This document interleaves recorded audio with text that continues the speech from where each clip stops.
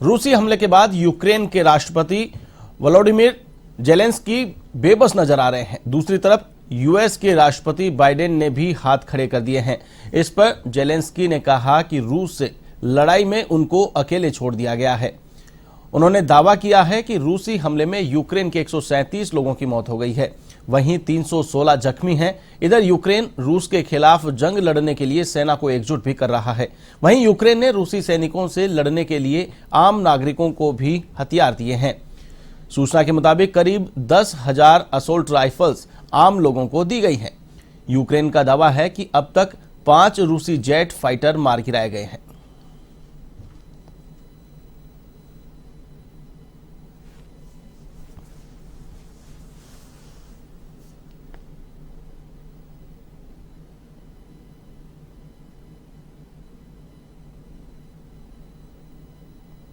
तो वहीं नाटो की धमकी के बाद महायुद्ध की आहट यहां पर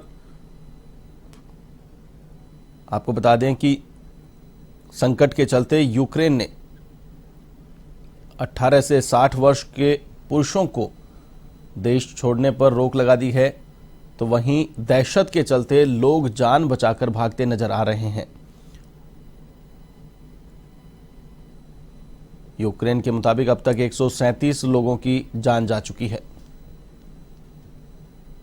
इस खबर पर अधिक अपडेट के लिए मेरे साथ फोन लाइन पर मौजूद है हमारे चैनल हेड अनिल लोढ़ा जी।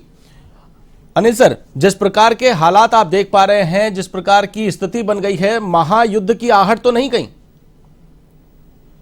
आशीष, अगर नाटो देश संयम खो देंगे तो महायुद्ध होगा जी। पर अभी तक के हालात ही बताते हैं कि अमेरिका सेना भेजने के पक्ष में नहीं है जी।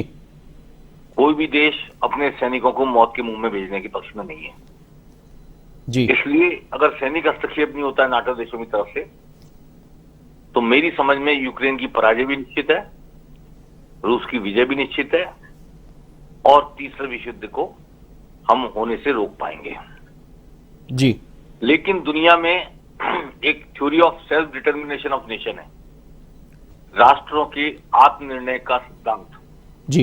इसी के आधार पर जितनी राष्ट्रीयताएं हैं अलग अलग, उन सबको अपना राष्ट्र रखने का अधिकार है, अलग राष्ट्र होने का अधिकार है। यूक्रेन भी इसी के तहत अलग राष्ट्र है, सोवियत संघ से अलग होकर के अलग राष्ट्र बना है जी। ये theory of self determination of nation खत्म हो जाएगी, आत्मनिर्णय का अधिकार यूक्रेन वालों के लिए खत्म हो जाएगा और उन्हें रशिया के अधीन रहना पड़ेगा। जैसे कभी हम ब्रिटेन के अधीन थे जी, हम अंग्रेजों की गुलामी से के निकले, वापस से ये रशिया के साथ इनको गुलाम की तरह रहना पड़ेगा इस देश को।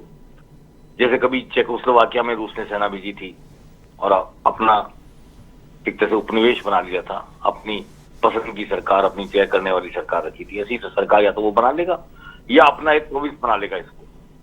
लेकिन जो दूसरा डेवलपमेंट है दुनिया के नक्शे पर वो ये है कि जो कोल्ड वार शीत युद्ध जिसे कहते हैं वो खत्म हो गया था एक दशक से, वो कोल्ड वार वापस शुरू हो जाएगा। सेकेंड कोल्ड वार की शुरुआत हो रही है। थर्ड वर्ल्ड वार शुरू होगा या नहीं होगा ये तो इसी पर निर्भर करेगा कि चूंकि अगर दो देश लड़े और उनके पीछे पीठ के पीछे रूस अमेरिका खड़े हो जाए तब तो विश्व युद्ध की संभावना नहीं होती, आशंका नहीं होती जी। लेकिन अगर खुद रूस ही लड़ रहा है, एक महाशक्ति लड़ रही है जिसके पास वीटो की पावर भी है सुरक्षा परिषद में जी, तो तमाम शांति की अपीलें बेबुनियाद हो जाती हैं, नकारा हो जाती हैं, चाहे वो पीएम मोदी करें, चाहे बाइडेन करें, चाहे पूरी दुनिया के सारे देश मिलकर भी करें। अगर रूस ने तय कर लिया है कि उसको ये हमला करके जीतना है और यूक्रेन को अपने कब्जे में आना, तो उससे कोई रोक नहीं पाएगा, ऐसा मुझे लगता है जी।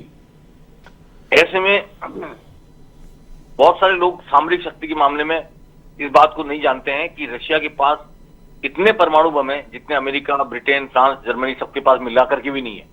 उनके टोटल से ज्यादा परमाणु बम अमेरिका के पास है, रूस के पास है, क्षमा जी जी। इसलिए रशिया के पास फाइटर प्लेन 10 गुने ज्यादा है यूक्रेन के मुकाबले, सैनिक 10 गुने ज्यादा होंगे, काफी बड़ी तादाद में टैंक वैंक बहुत है, मतलब कोई मुकाबला नहीं है, अनमैच लड़ाई है ये जी। और दूसरे शीत युद्ध की शुरुआत में दुनिया को दो हिस्सों में बंटना पड़ेगा, तो कौन किसके साथ जाएगा ये एक इंपॉर्टेंट बात है। हम याद दिला दें कि अब जर्मन की दीवार ढह चुकी है, पूर्वी जर्मनी नहीं है रशिया का साथ देने के लिए, जी एक जर्मनी है। ऐसे ही बहुत सारे देशों में नॉर्थ ब्लॉक ढह चुका है, उत्तर वियतनाम नहीं है, अब एक वियतनाम है। जी उत्तर कोरिया दक्षिण कोरिया जरूर, लेकिन उत्तर कोरिया रशिया के साथ चल रहा है ऐसा लगता नहीं है मुझे। हो सकता है वो अमेरिका के खिलाफ है जरूर, पर वो प्रो रशिया चला जाए और उसके जाने से कोई दुनिया के नक्शे पर बहुत बड़ा संतुलन बिगड़ जाए, ऐसा भी नहीं लगता मुझे। जी चीन, रूस और नॉर्थ कोरिया एक साथ हो सकते हैं, लेकिन दुनिया के बाकी देश एक साथ होंगे अधिकांश। तो जो रणनीतिक प्रतिबंध लगाना चाहता है अमेरिका, उनके बैंकों की संपत्ति जब्त कर ली, व्यापार बंद कर दिया, 100 कंपनियों को अपने यहां से व्यापार करने से मना कर दिया, रशिया कंपनियों को। अल्टीमेटली ये शीत युद्ध की शुरुआत होगी। तो शीत युद्ध किस जगह जाकर खत्म होगा भी कि नहीं होगा, या एक दिन ये शीत युद्ध गर्म युद्ध में बदल के महायुद्ध में बदल जाएगा, ये नहीं कह सकते। जो शांति की सांस ले रही थी दुनिया शीत युद्ध से मुक्त होकर के, दोनों तीनों महाशक्तियों के एक दूसरे से बात करने, एक दूसरे के साथ व्यापारिक संबंध होने के कारण, वो शांति की सांस अब नहीं ले पाएंगे हम लोग सभी। और इस शीत युद्ध में डिप्लोमेटिक हथियार कितने कारगर होंगे, कितने कामयाब होंगे, ये आने वाला वक्त बताएगा। क्योंकि जो बाइडेन को मैं बहुत आक्रामक राष्ट्रपति नहीं मानता अमेरिका का। जी उनकी जगह ट्रंप होते तो सेना भेज देते, शायद जी उतार देते। हम भी रशिया के खिलाफ सीधे मोर्चा लेने की स्थिति में नहीं है, जी कितनी भी पुतिन से बात हो जाए, लेकिन पुतिन किसी का कहना मानेंगे दुनिया में, मुझे नहीं लगता। जी अगर वो कहना मानने की मानसिकता होती, तैयारी होती उनकी, तो शायद ये युद्ध ही नहीं होता। बिल्कुल।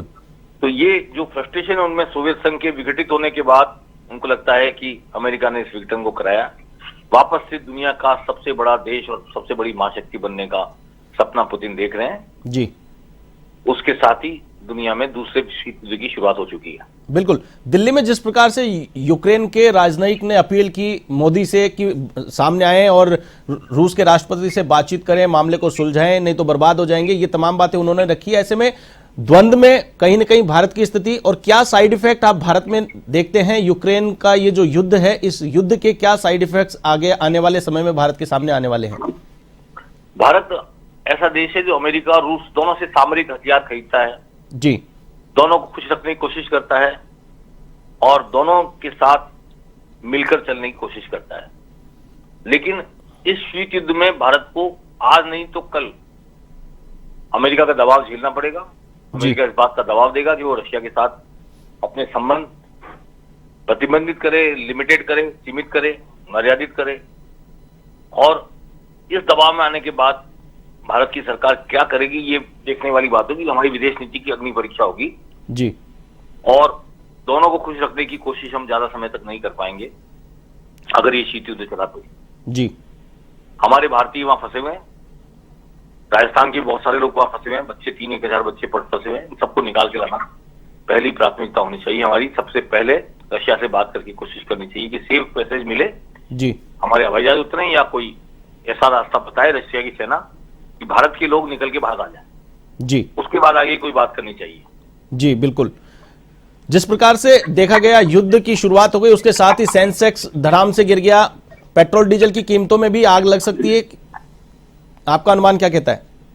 मैंने कल ही युद्ध शुरू होते ही 15 मिनट में ये प्रतिक्रिया व्यक्त कर दी थी कि पेट्रोल के दाम बहुत तेजी से बढ़ेंगे पूरी दुनिया में जी, और यूपी का चुनाव पूरा हो जाएगा, उसके बाद राजस्थान में, भारत में, सब जगह बढ़ेंगे जी। तो पेट्रोल की कीमतों की, गैस की कीमतों के दाम बढ़ने में तो कोई ऐसा इफ एंड बट ही नहीं है, बढ़ेंगे ही बढ़ेंगे। इसके साथ ही महंगाई बेतहाशा बढ़ेगी, इन्फ्लेशन बढ़ेगा, मुद्रास्फीति की दर बहुत बढ़ जाएगी और विकास प्रभावित होगा दुनिया में, हमारा भी विकास प्रभावित होगा।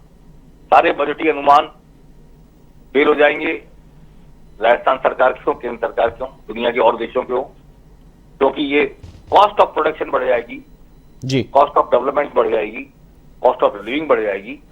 इस कॉस्ट के बढ़ने पर जो कुछ हमने मैनेजमेंट कर रखा है वो सब ढह जाएगा अगर लंबा समय युद्ध चला या लंबा समय प्रतिबंध चले।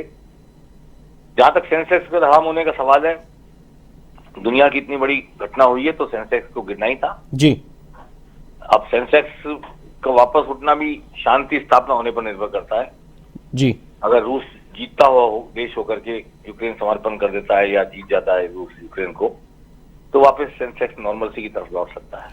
बिल्कुल। लेकिन फिर भी जी, मुद्रा बाजार में वो तेजी नहीं दिखाई देगी, सेंसेक्स में वो तेजी नहीं दिखाई देगी जब तक कि पूरी तरह शांति की संभावना नहीं हो जाती। जी बिल्कुल। अंतिम सवाल सर आपसे, अभी मीडिया रिपोर्ट्स में ताजा एक दावा किया गया है यूक्रेन की ओर से, रूस के 800 से ज्यादा सैनिक मारे जाने का दावा यूक्रेन कर रहा है, साथ ही साथ 30 टैंक और 7 जासूसी एयरक्राफ्ट भी तबाह करने की बात यूक्रेन की ओर से कही जा रही है। तो इसका मतलब क्या समझा जाए, कांटे की टक्कर, कड़ी टक्कर यूक्रेन की द्वारा ली जा रही है? देखिए, जब कोई देश होता है उसकी सेना होती है, उसके पास हथियार होते हैं जी, तो पूरे जज्बे के साथ लड़ते हैं। लेकिन इस लड़ाई की लंबाई कितनी हो सकती है ये इंपॉर्टेंट है। जी सैनिक तो आपने रशिया के मार दिए जी, पर एक तो रशिया के सैनिक मरने के बाद रशिया में सरकार के खिलाफ विद्रोह हो जाए जी कि हमारे बच्चे आपने मारने के लिए भेज दिए जी अपनी सनक के खातिर, तो रूस की सरकार दबाव में आ सकती है। जी इसकी कोई गुंजाइश मुझे रशिया में नजर नहीं आती, जैसी बंद सोसाइटी वहां की। जी दूसरा ये कि जनहानि यूक्रेन की कितनी वो तो उसने बताया नहीं अभी। जी यूक्रेन की इससे ज्यादा हुई होगी निश्चित तौर पर। जी और लंबे समय तक युद्ध करने में सक्षम नहीं है यूक्रेन। जी यूक्रेन हो सकता है 3 दिन तक आक्रमण का जवाब पुरजोर तरीके से दे और बहुत नुकसान पहुंचाए रशिया को, जी लेकिन चौथे दिन 5वें दिन जैसे दिन बीतते जाएंगे, अगर विदेशी सेनाएं वहां नहीं पहुंची, नाटो के देशों की सेनाएं नहीं पहुंची, जी यूक्रेन रशिया के सामने डटा नहीं रह पाएगा। और युद्ध की लॉन्गेटिविटी इंपॉर्टेंट है, उसको सस्टेन नहीं कर सकता यूक्रेन युद्ध को, जी इसलिए उसकी जीत के प्रति दुनिया में कोई आशान्वित नहीं है। सिर्फ रणनीतिक प्रतिबंध लगा करके, दबाव बना करके रूस को कोई रोक सकता है, तो ही यह संभव है कि यूक्रेन बच जाए। जी और नाटो देशों का स्पष्ट है कि वो सेना नहीं भेजेंगे तो यूक्रेन का बचना मैं लगभग असंभव मानता हूं। बिल्कुल, क्योंकि कितनी बहादुरी से लड़ा जाए, जी हथियारों और सैनिकों की संख्या एक मायने रखती है, बिल्कुल। जिसमें वो रूस 10 गुने से भी ज्यादा बड़ा है यूक्रेन के मुकाबले। क्या मानते हैं सर, कितने दिन ये जंग चल सकती है? जिस प्रकार से अगर मान लीजिए महाशक्ति के पीछे अन्य महाशक्ति नहीं आती है या बड़े देश शामिल इस युद्ध में नहीं होते हैं, तो ऐसे में रूस और यूक्रेन की जो आमने सामने की टक्कर है कितने दिन चल सकती है? देखिए, लड़ने वालों का जज्बा और नागरिकों को जैसे असाल्ट राइफल्स दे दी गई हैं, तो नागरिक भी क्या मैदान में उतरते हैं? नौजवानों के यूक्रेन छोड़ने पर रोक लगा दी गई है, तो क्या पूरा यूक्रेन युद्ध की आग में कूद पड़ेगा? इस पर निर्भर करता है। लेकिन जो आज सामरिक हालात है और जो स्थिति है रूस की यूक्रेन के मुकाबले, उसमें ये 4 से 7 दिन का युद्ध है जी। और इसमें जब तक नाटो देश नहीं कूदेंगे सीधे लड़ाई में, यूक्रेन का युद्ध जीतना मुश्किल है। जी बिल्कुल। चलिए, तमाम जानकारी के लिए बहुत बहुत शुक्रिया। तो ये थे हमारे चैनल हेड अनिल लोढ़ा जी, जिन्होंने बताया कि जिस प्रकार से लड़ाई लड़ी जा रही है, जंग हो रही है, उसमें कहीं न कहीं यूक्रेन रूस के सामने बोना साबित होता हुआ नजर आ रहा है। और ये लड़ाई अगर दोनों देशों में आमने सामने की रहती है तो 4 से 7 दिन में यह युद्ध समाप्त हो सकता है।